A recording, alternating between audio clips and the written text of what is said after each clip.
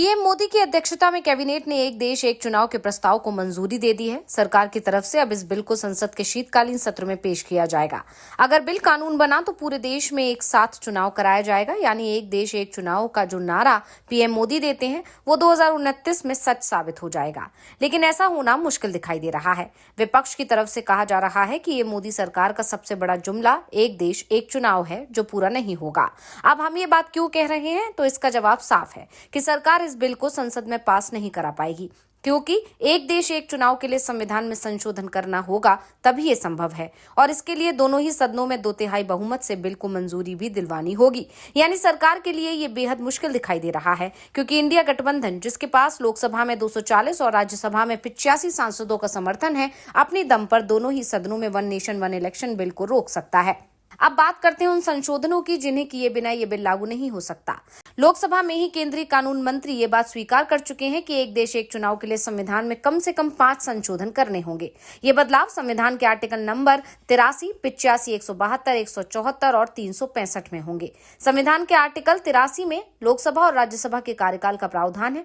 लोकसभा का कार्यकाल 5 साल होता है। इस आर्टिकल में प्रावधान है कि लोकसभा अगर पहले से भंग नहीं कर दी जाती है तो 5 साल तक बनी रहेगी। इमरजेंसी की हालत में संसद के कानून से लोकसभा की इस अवधि को 1 साल के लिए एक बार में बढ़ाया जा सकेगा।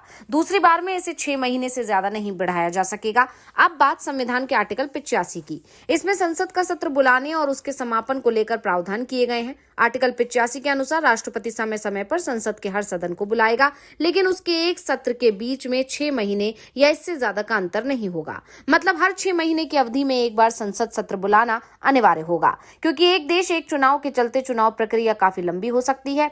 इसलिए 6 महीने के प्रावधान में छूट जरूरी होगी। संविधान के आर्टिकल 172 की बात करें तो ये राज्यों की विधानसभाओं के कार्यकालों को लेकर है।